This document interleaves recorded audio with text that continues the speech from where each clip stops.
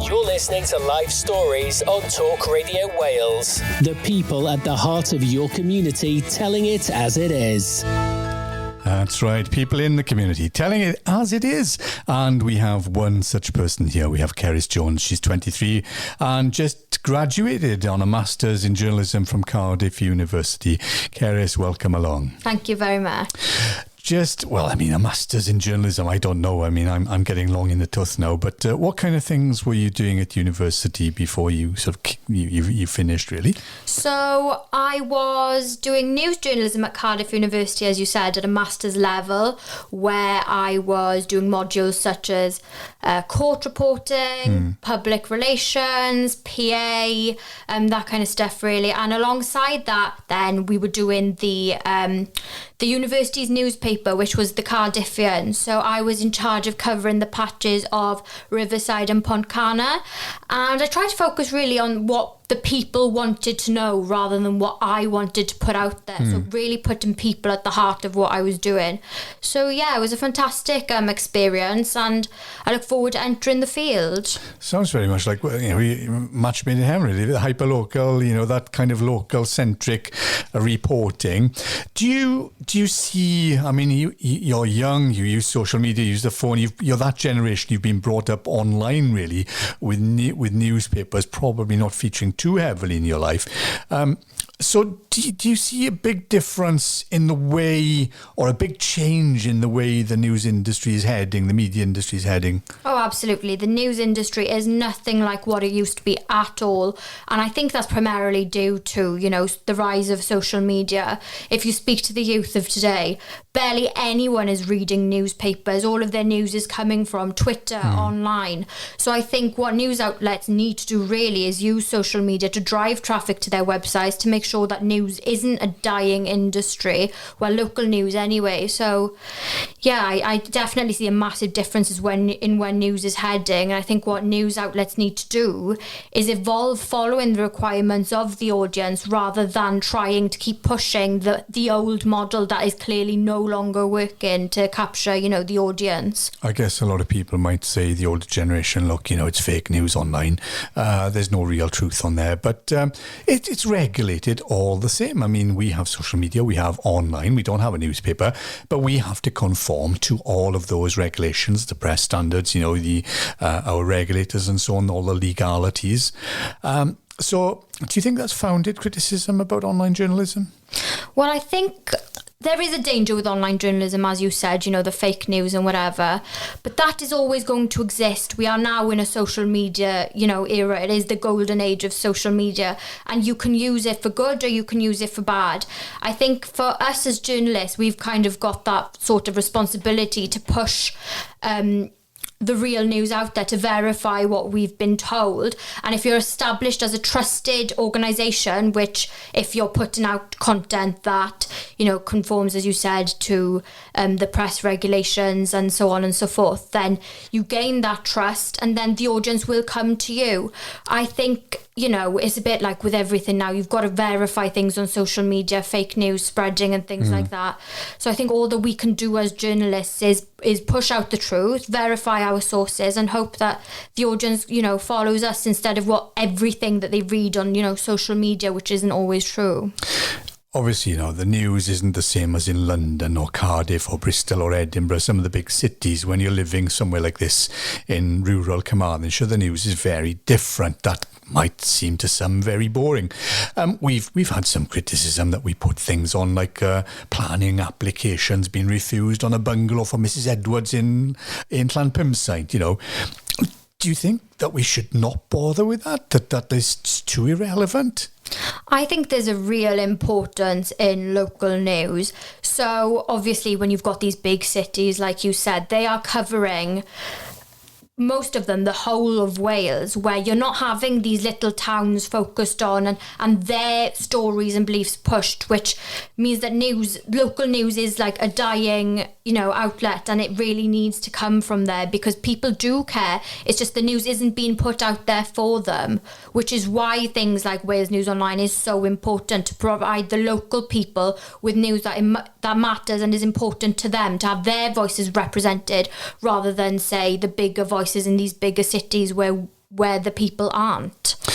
We've got some big national outlets, and they seem to be, the accusations anyway, is that they are only concerned with clickbait. Where are the 10 best places your dog can get a puppuccino, rather than that planning application for Mrs. Edwards that might also impact on Mrs. Jones and Mr. Smith and anyone else for the same reasons.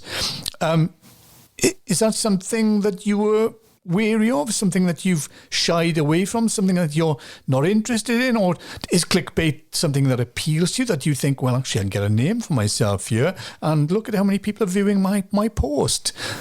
I think journalism, there's danger that it's going down the track of numbers. Everybody's so hyper-fixated on how many clicks they're getting, how many views they're getting.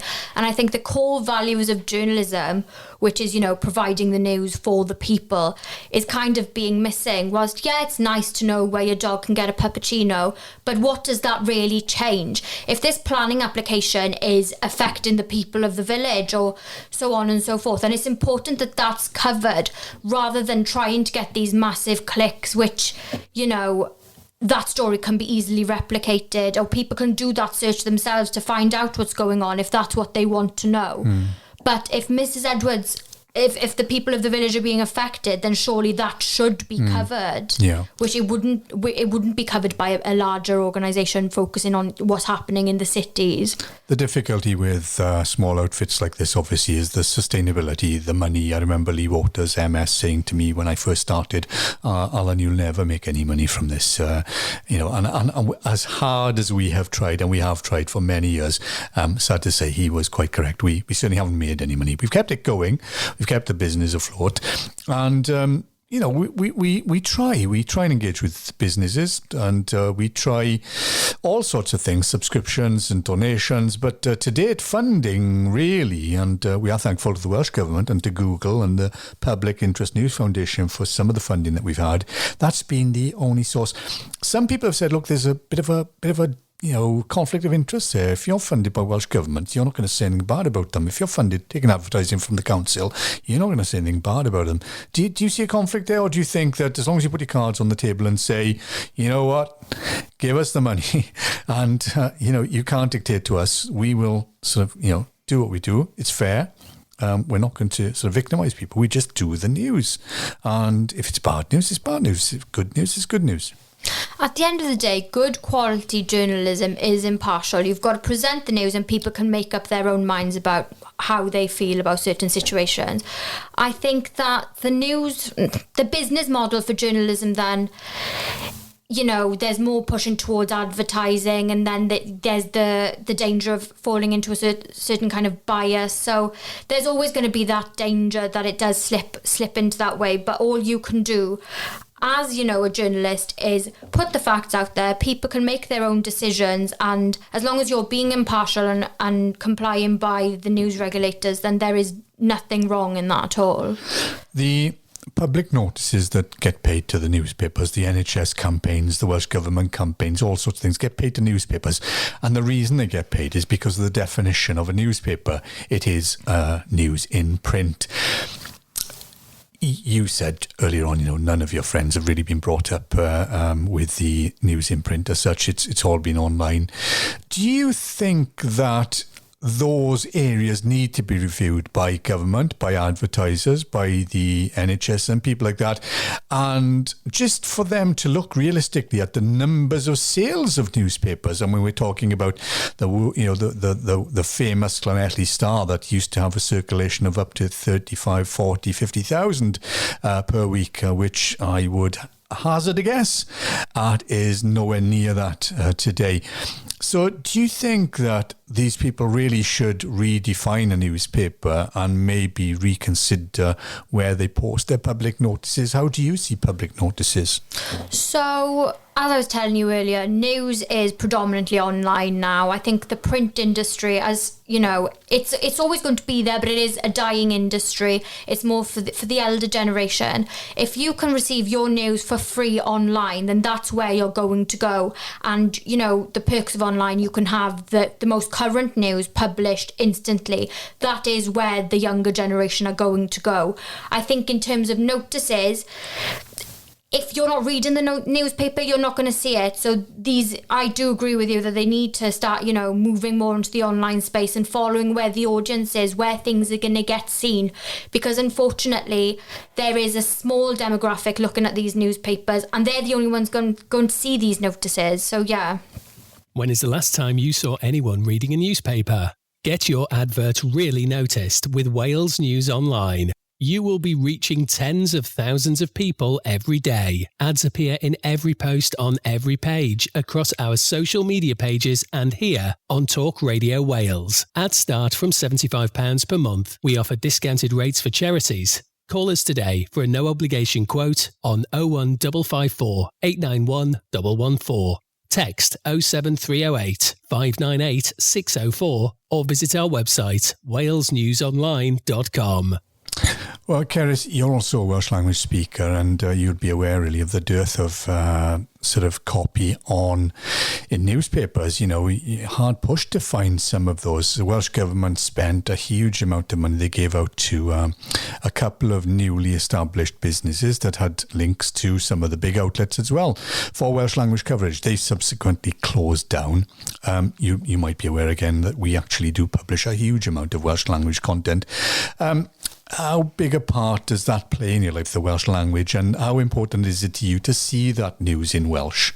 So Welsh is my first language, so obviously it's important for me to be able to, receive some news in Welsh. I know for some people they either read the news in Welsh or they don't read at all, and that coverage is very limited compared to English, even concerning Welsh matters. So I think that there definitely needs to be a push on Welsh language coverage, which Wales News Online is doing.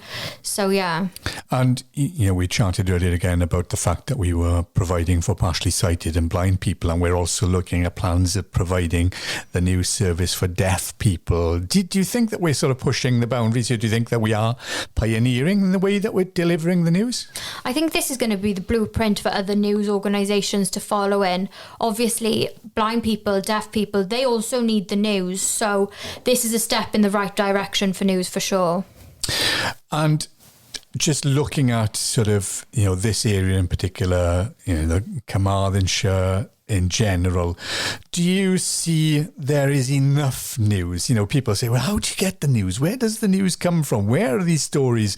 Do you think it's going to be difficult to get out there and find the news? I think the danger with journalism nowadays is it's so easy to do everything from home. With COVID, everybody was working from home, and a lot of these stories, which are in the heart of the communities, are being lost. And say if local publications the content is being written by people in the cities, they're not in the heart of the community. They're not receiving the emails from the local people because they don't know where to go. So it's really important that there are news outlets like this to provide the local news that does matter to the people of the community, but they're undercovered and underrepresented in the news. Do you, when you were in university, you'd have obviously had, I guess, some form of career guidance or some indication as to the industry and what the jobs market was like. Wales is a small place. We know that, a lot of people do go into industry because they know, Uncle Tom's, daughter's grandfather's dog, is that basic sometimes. Is it difficult for young people coming out of university with a journalism degree to find work on their own merit, on what they do, getting a foot in the door? I think getting the foot in the door is the main challenge. Obviously, we've been given the context that we have at university, but I've recently just qualified in September and I'm finding it really difficult to get my foot in the door. I know for many of my fellow classmates that they're still out of work and finding it really difficult to get into the industry because the industry, here in Wales is quite a tight-knit industry. A lot of it is about who you know, and it can be really difficult when you are looking for experience to get that experience when you don't maybe have the same connections as another person trying to get into the industry. Even though you may be at the same standards, same qualifications, it's all about getting your foot in the door. So yeah, I do think that it's really difficult to, navigate your way through this industry. And I know from speaking to you that when we sort of showed you and mentioned the news van, your ears pricked up, your eyes sort of where pupils dilated a bit. you seem to be very taken with the news van idea. Definitely. So I'm really fond of the idea of being out in the community and covering what people want to hear. With the news van, you'd be able to come up, have a conversation. You know, it's easy and it's there in